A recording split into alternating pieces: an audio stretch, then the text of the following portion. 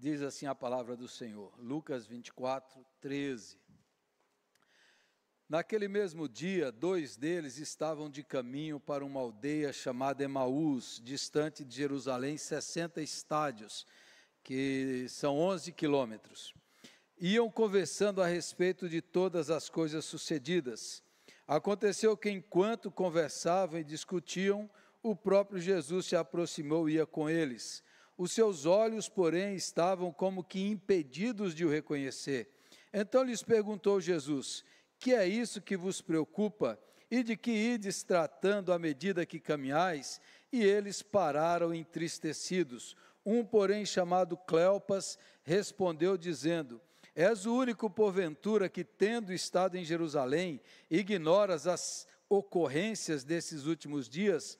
Ele lhes perguntou: quais? E explicaram o que aconteceu a Jesus, o Nazareno, que era varão profeta, poderoso em obras e palavras, diante de Deus e de todo o povo. E como os principais sacerdotes e as nossas autoridades o entregaram para ser condenado à morte e o crucificaram.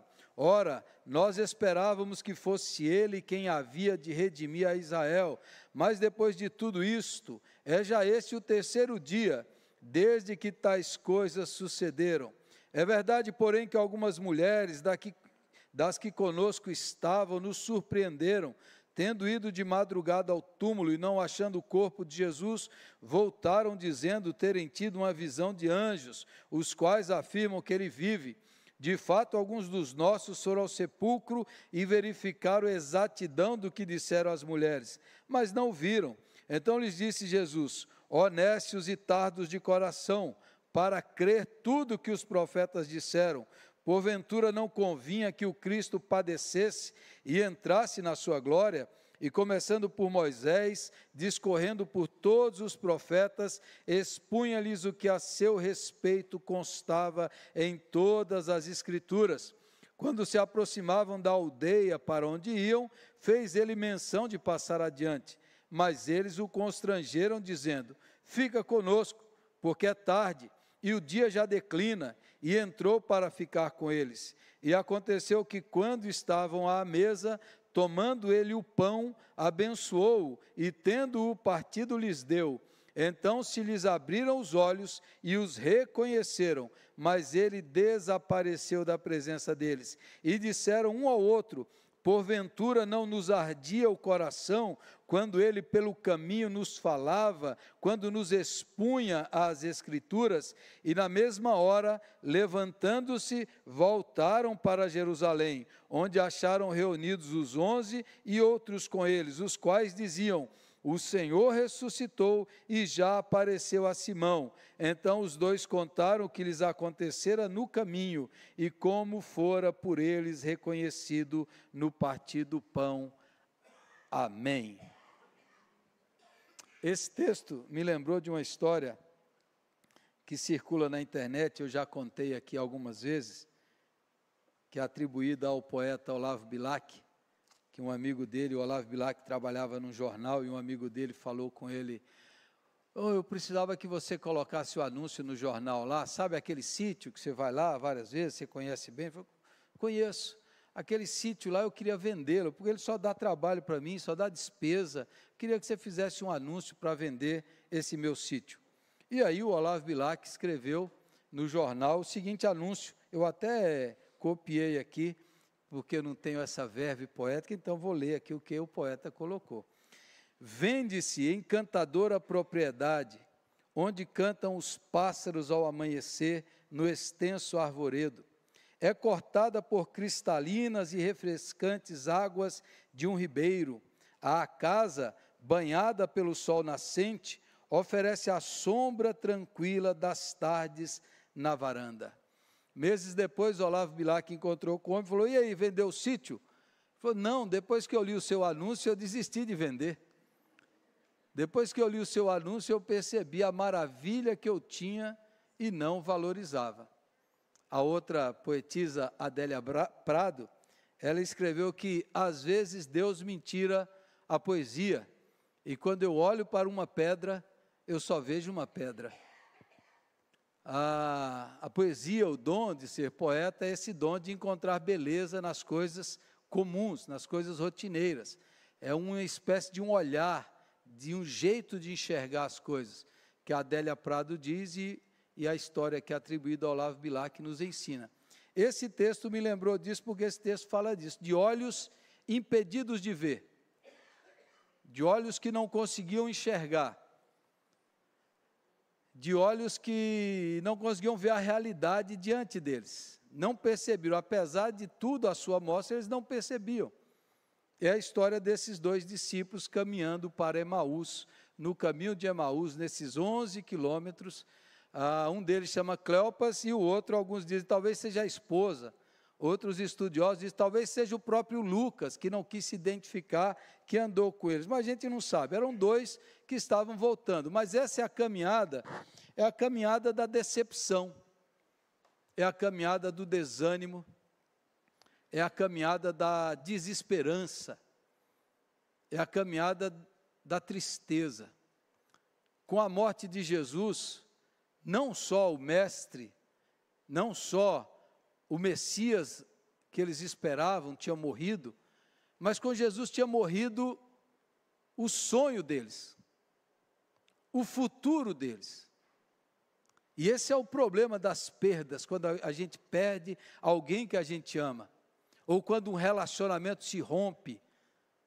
Você não perde só aquela pessoa, você perde os planos, você perde os sonhos, você perde o futuro que você tinha planejado.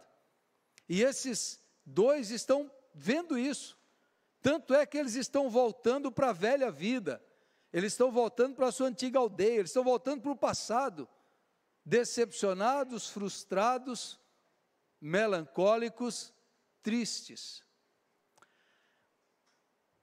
Às vezes nós vivemos assim, uma catástrofe como essa que aconteceu no Rio Grande do Sul, uma tragédia como essa, ela nos afeta muito.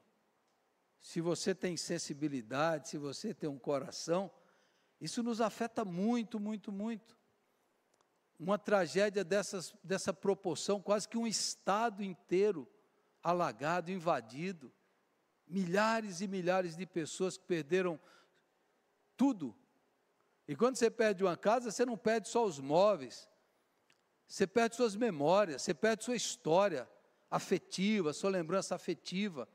É uma tragédia de proporções épicas, e o tanto de mortes, e a questão da economia, tudo isso nos afeta, e nos deixa preocupados. Será que esses eventos extremos da natureza, será que não nos pode afetar também? Será que não vai acontecer mais vezes, como muitos estão alertando? Olha, agora pode acontecer, cidades podem ser engolidas. Isso tudo nos afeta e nos deixa nesse caminho da tristeza, do desânimo e da melancolia.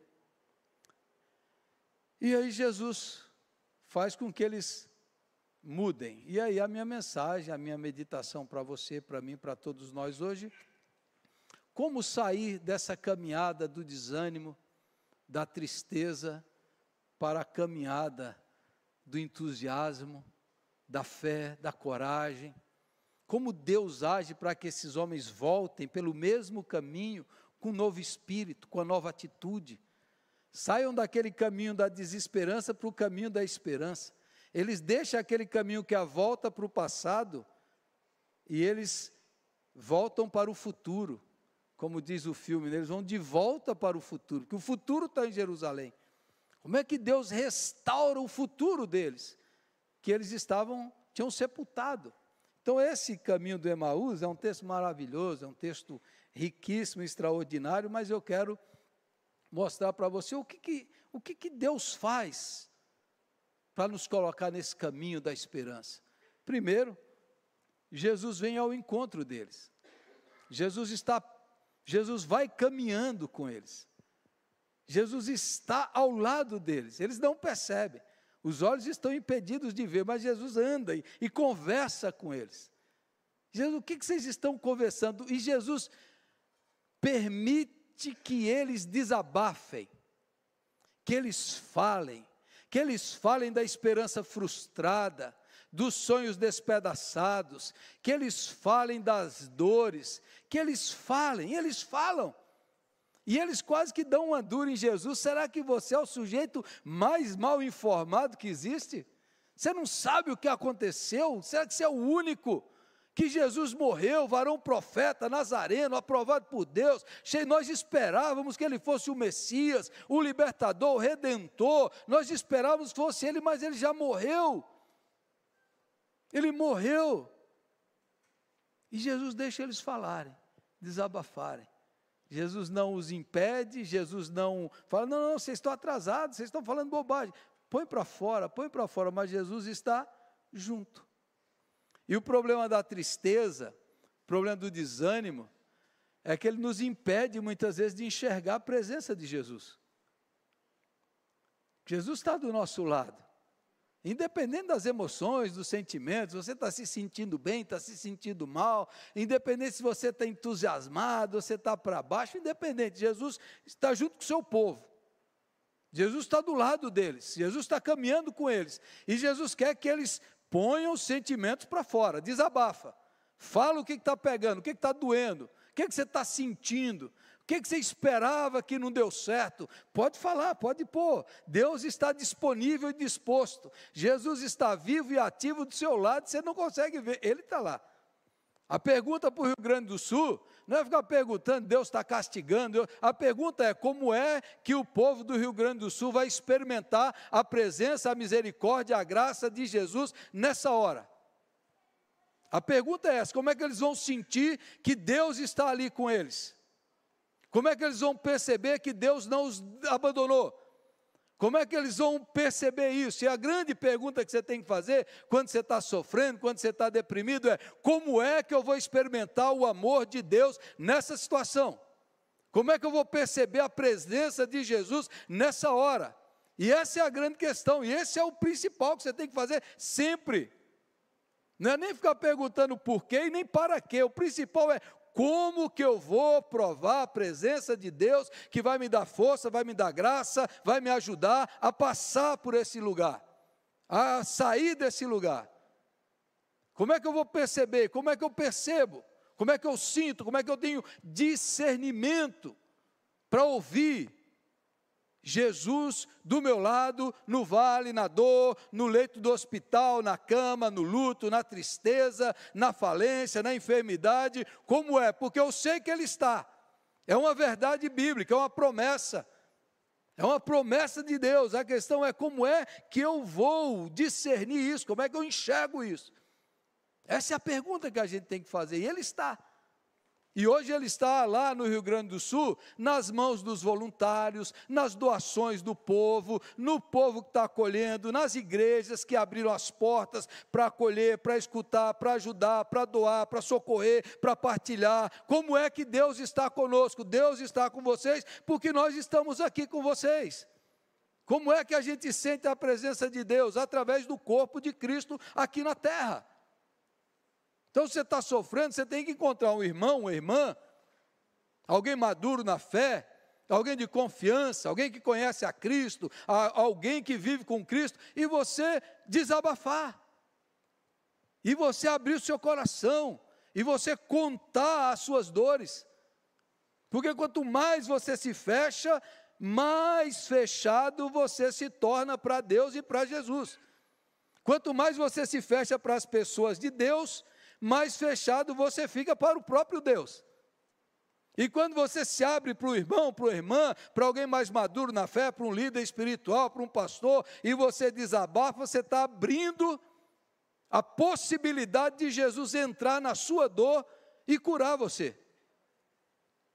É assim que Deus age, é assim que Deus opera, é assim que Deus age. E aqui Jesus está andando e conversando.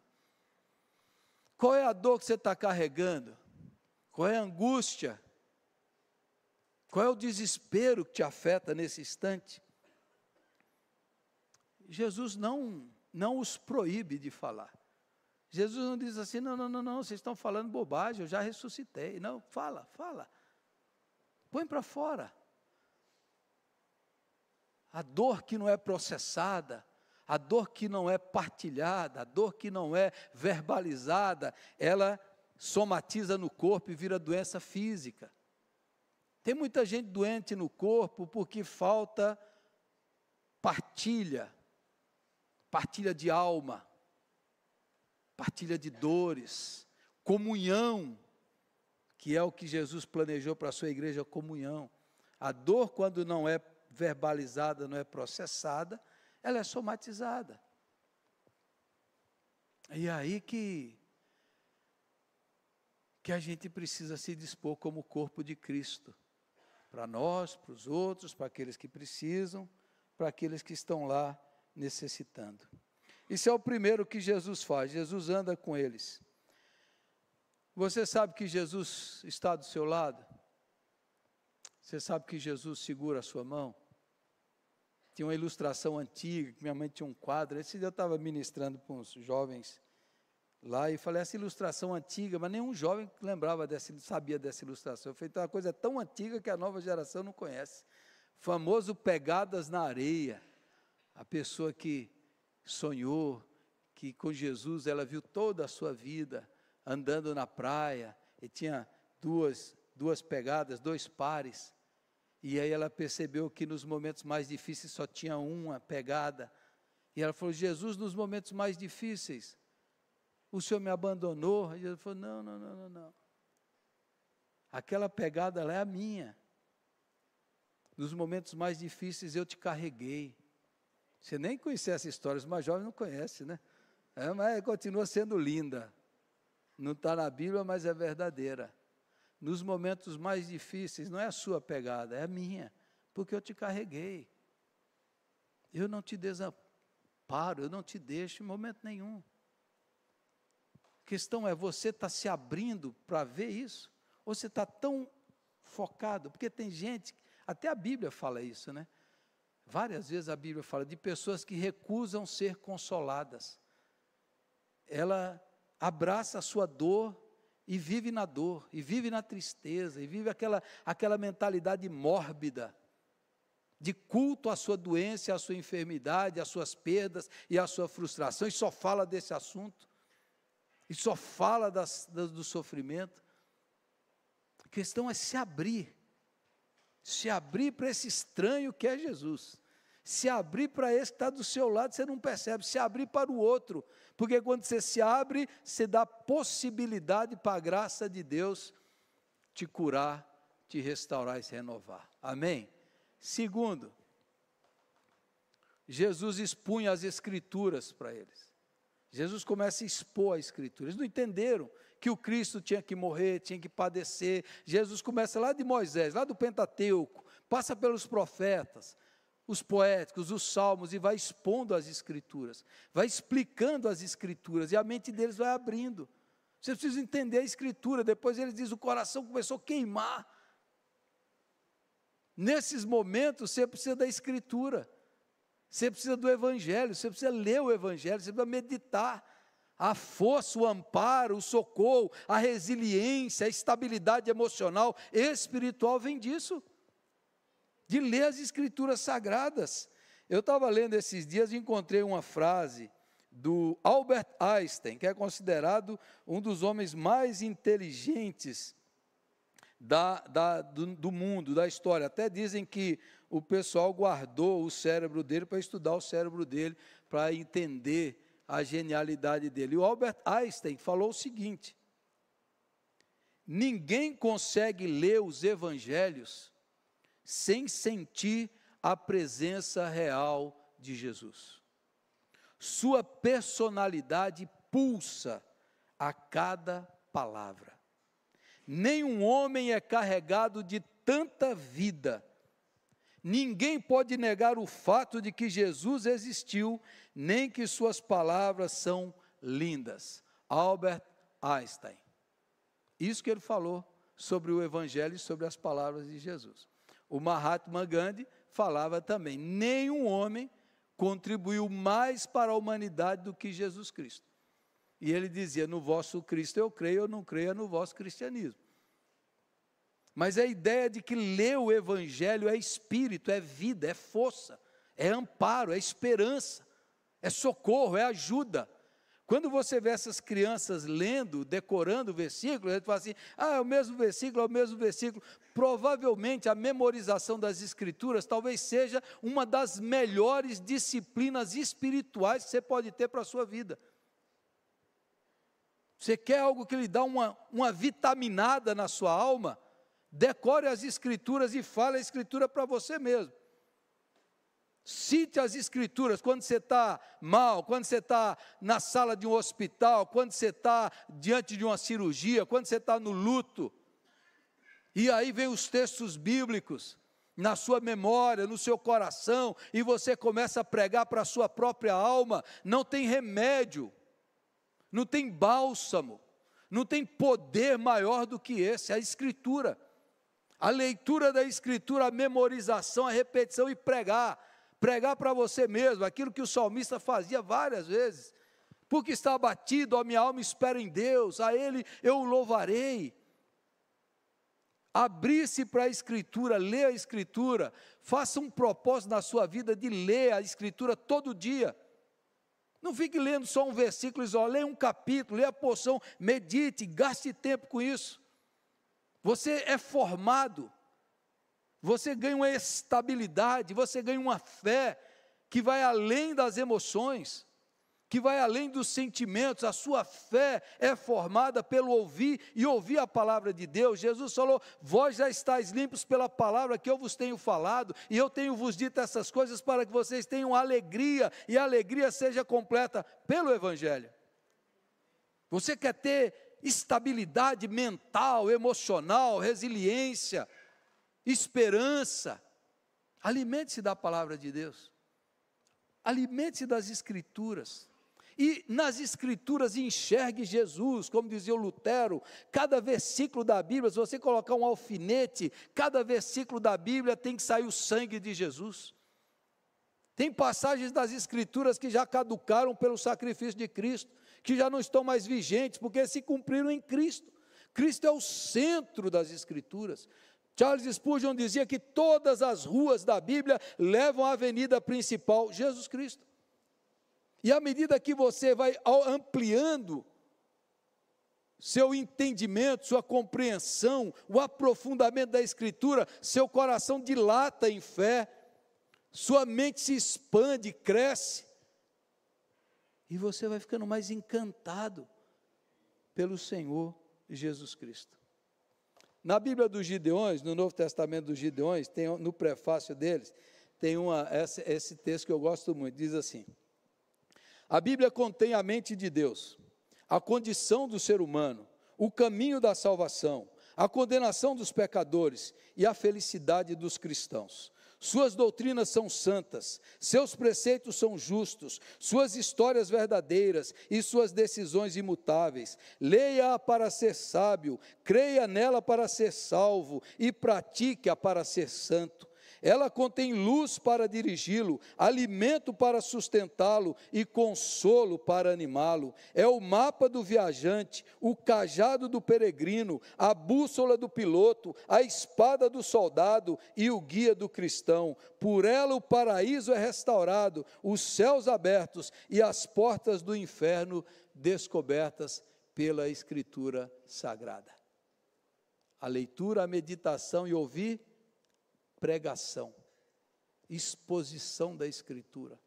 Hoje você tem os melhores mestres, os melhores pregadores, professores da Bíblia, cursos de Bíblia extraordinários.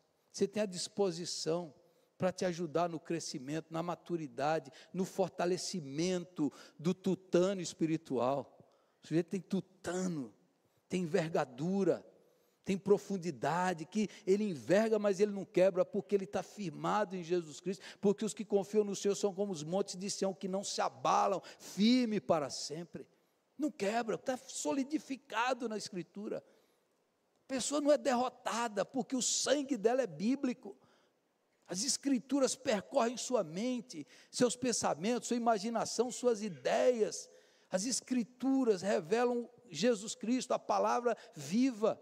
A palavra escrita aponta para a palavra viva, que é Cristo. Essa Escritura, você vai crescendo, vai ampliando, ampliando. Então você precisa estudar, você precisa aprender. Esses dias eu ouvi uma pregação sobre os ossos de José. Eu lia no Gênesis e falei, o que tanto fala desses ossos de José? José foi o tipo mais perfeito de Cristo no Antigo Testamento. Eu fiz aqui 20 características de José e 20 características de Cristo. Mas José morre e deixa os ossos no Egito. Ele fala, quando eu morrer, leve os ossos. Meus ossos não vão ficar aqui. Por quê? Porque o José morre na esperança do Messias. O Egito não é a casa dele. A casa dele é quando o Messias voltar, é a Nova Jerusalém, é o povo de Deus, não é no Egito. O José ainda não entrou na plenitude, então diz, meus ossos não podem ficar aqui. Até os ossos de José apontam para Jesus Cristo. Sensacional. Eu aprendi isso há pouco tempo numa pregação, achei sensacional. Tudo que eu aprendo é sensacional. Ontem eu ouvi um podcast, um assunto que talvez você nunca tenha pensado. Eu tenho uns pensamentos loucos. Por que tem tanto sofrimento dos animais? Por que a natureza é tão sanguinária? Por que a cadeia predatória?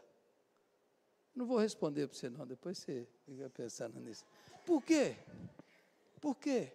Aí lá em Jó capítulo 39 tem lá uma figura que eu sempre fico intrigado.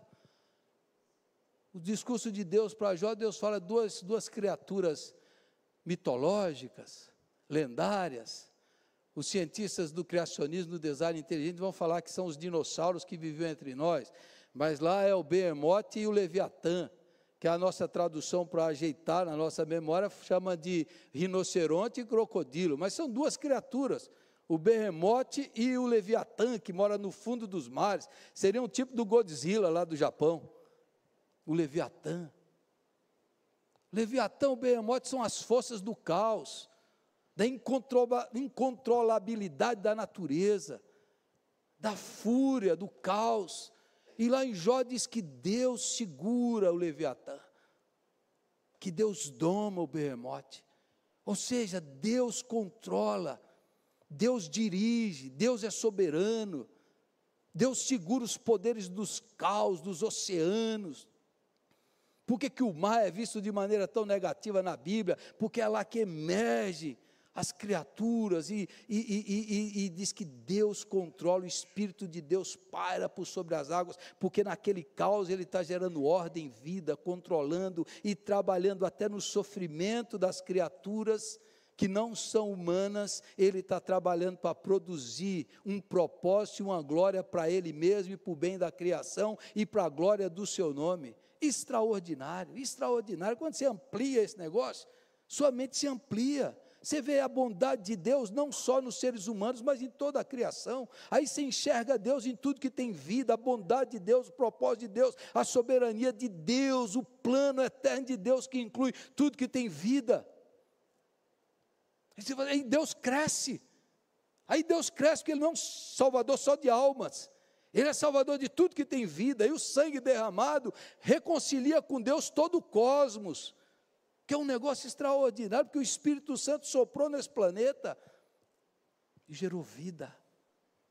Por que eu estou falando isso? Eu estou falando isso porque algumas descobertas, alguns estudos, alguns livros, algumas coisas que você aprofunda, quanto mais você aprofunda, mais cresce o amor de Deus, a perspectiva, a grandeza, a soberania, o propósito de Deus, a partir da Escritura Sagrada. Quando você descobre níveis de camadas mais profundos de textos, que você lia, você fala assim, uau, o quanto eu ainda não sei. Não é que precisa revelar algo novo, é simplesmente que eu não tenho discernimento ainda, eu ainda não estou preparado para esse tipo de coisa, mas o Espírito Santo vai aprofundando, as raízes do Evangelho vão aprofundando isso na nossa alma, e a sua consciência vai expandindo, e com isso, Deus também vai crescendo. Louvado seja o nome do Senhor. As Escrituras. Leia a Bíblia, ore, medite, decore, faça um propósito de ler as Escrituras, acorde mais cedo, durma mais tarde com a Escritura, escreva, anote, pega outra versão da Bíblia, leia livros que te ajudem, há vídeos que vão te ajudar na Escritura, alimentar-se da Escritura, e você aprofundar o conhecimento da Escritura. À medida que eles liam, o coração deles iam aquecendo, Cristo ia sendo revelado na Escritura, a palavra escrita aponta para a palavra viva, que é Jesus Cristo. Terceiro e último, terceiro e último.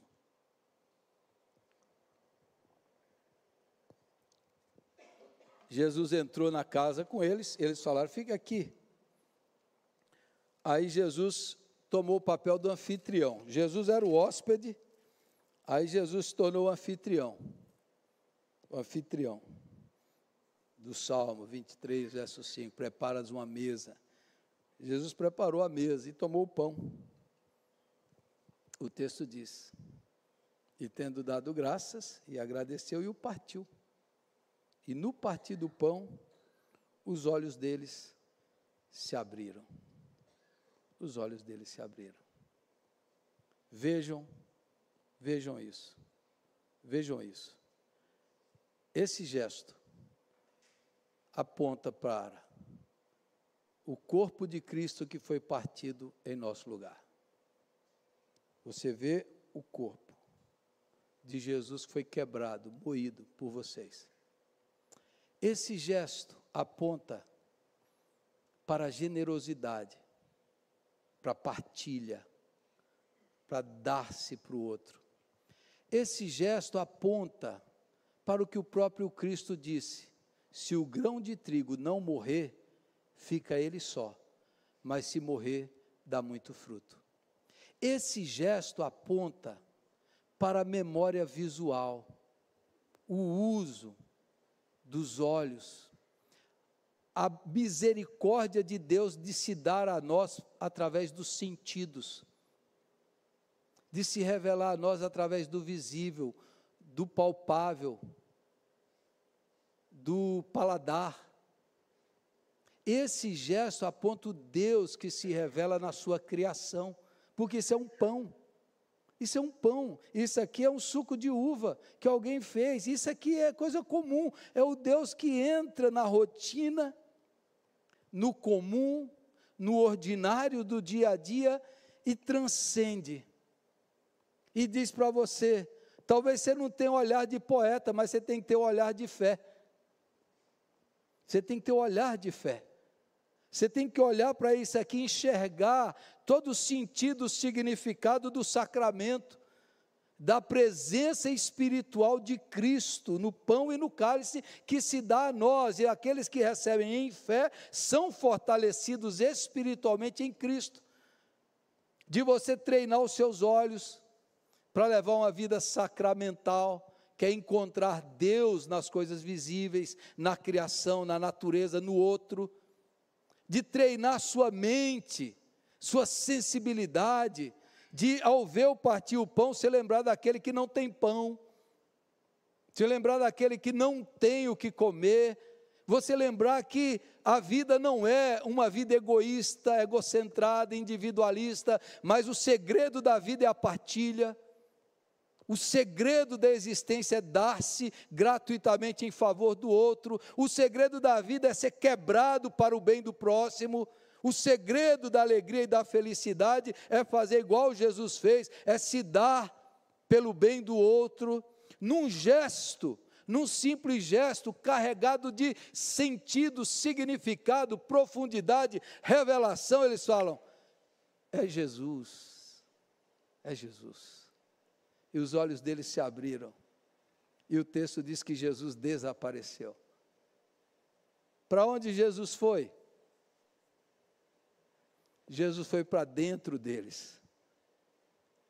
Jesus foi para dentro deles. É necessário que eu vá, porque se eu não for, o encorajador, o paráclito não virá, mas quando eu for, ele virá e fará morada em vocês.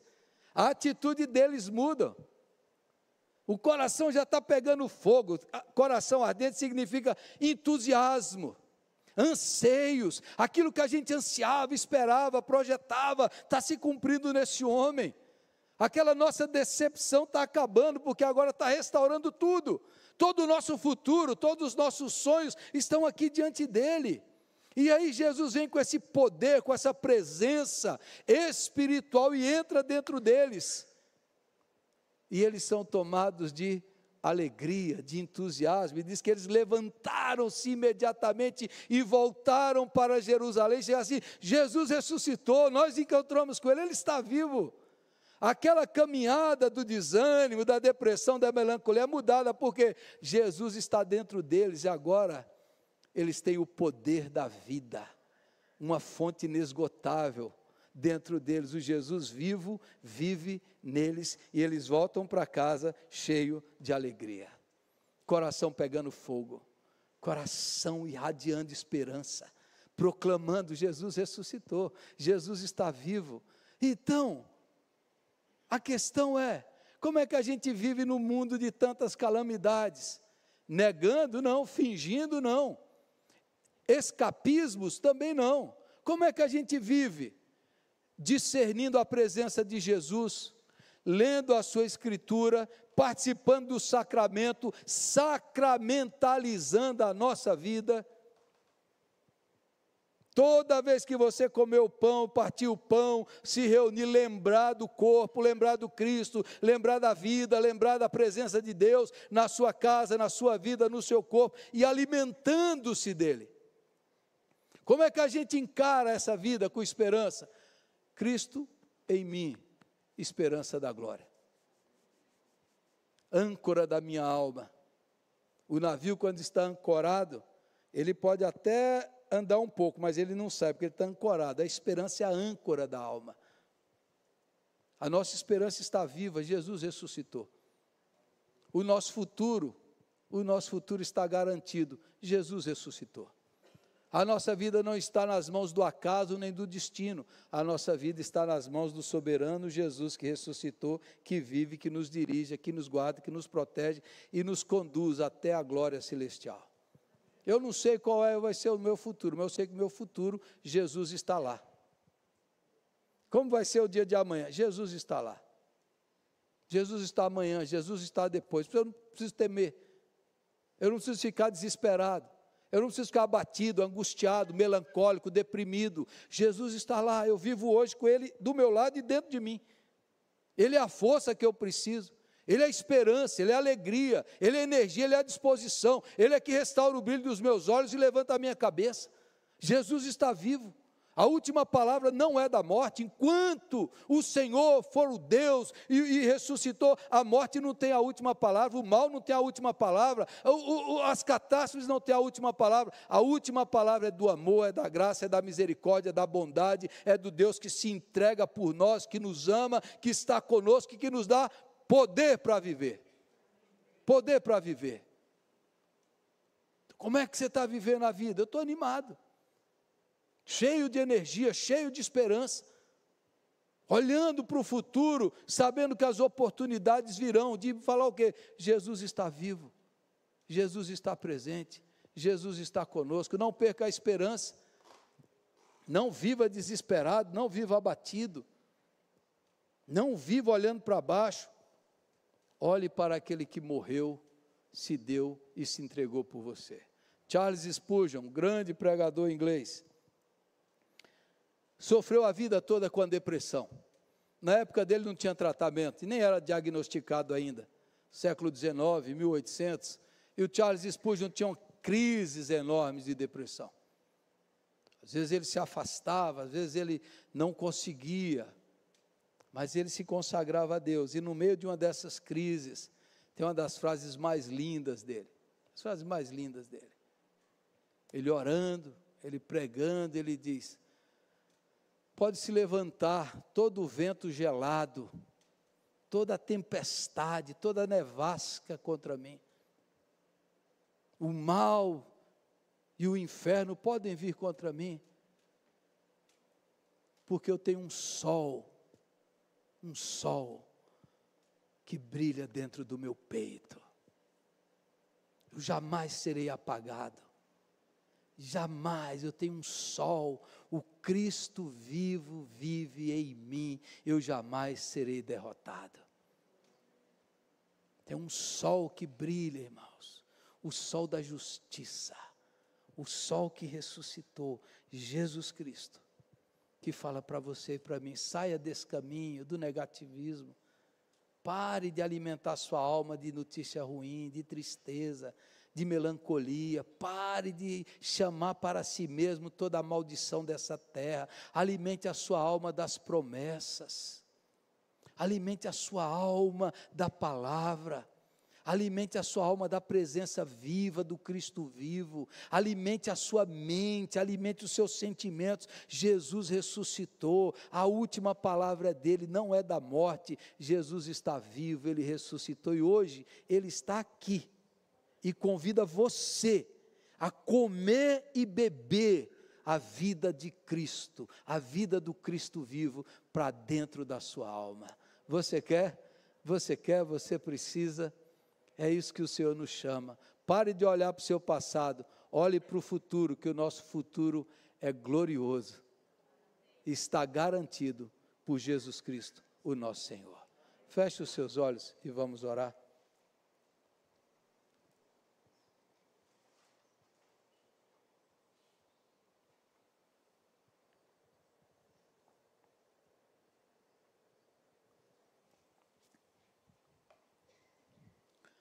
Você está olhando para o quê? Sua alma está cheia de quê? De angústia? De tristeza?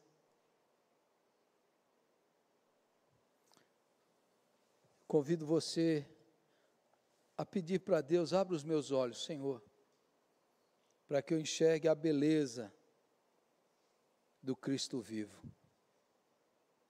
Abra os meus olhos para que eu veja, com os olhos da fé, que o mal não tem a última palavra, que a morte não tem a última palavra.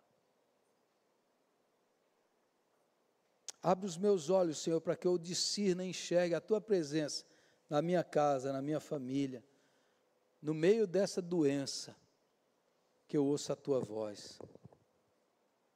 Não me deixe ser uma pessoa fechada, que o desespero não bloqueie a sensibilidade do meu coração. Jesus está pronto para nos ouvir, para andar conosco, para se dar a você e a mim, no pão e no vinho. Sim, Senhor. Sim, Jesus bendito. Nesse mundo de tantas notícias tristes, de tanta tragédia, nós estamos celebrando a esperança do mundo, a esperança do universo, a esperança da humanidade. Nós estamos celebrando aquele que venceu a morte, aquele que venceu o desespero, aquele que alimentou os famintos, que saciou os miseráveis, aquele que restaurou a alegria. Nós estamos aqui celebrando o poder do amor, que o amor é indestrutível, é invencível, é imatável. Nós estamos aqui celebrando, Senhor, no meio das dores dessa vida, nós estamos celebrando a alegria da ressurreição. Nós não cultuamos um Deus morto, nós não celebramos um culto fúnebre, nós celebramos aquele que levantou dentre os mortos, aquele que dá sentido e significado para a história, aquele que dirige a história com a sua destra, aquele que conduz a nossa vida a um destino glorioso, glorioso. Ó Deus, se alguém nessa noite entrou aqui hoje abatido e desesperado, que saiba que Jesus está vivo, que hoje nós podemos comer essa esperança, beber essa esperança, que hoje o Senhor quer entrar na profundidade da nossa alma e nos dar uma energia, uma disposição, um fervor, um entusiasmo, uma coragem para viver, com a cabeça erguida, com o brilho nos olhos, sabendo que Jesus habita em nós, que há um sol que brilha no nosso coração, que não há poder que pode destruir-nos, porque estamos firmados nele, por ele e para a glória dele. Aleluia, Jesus, aleluia. Senhor, pessoas que estão aqui muito desanimadas, pessoas que estão angustiadas, que nessa noite o Senhor ressignifique a sua história, que o Senhor mude os seus caminhos, que o Senhor abra os seus olhos espirituais para que vejam a glória, o poder, a beleza, a majestade desse gesto tão simples, mas tão poderoso, tão profundo, tão extraordinário. O Deus que se dá a nós, que se comunica a nós e dá a sua vida através do corpo e do suco de uva que se dá a nós. Louvado seja o teu nome. Em nome de Jesus eu oro e te agradeço. Amém, amém, amém.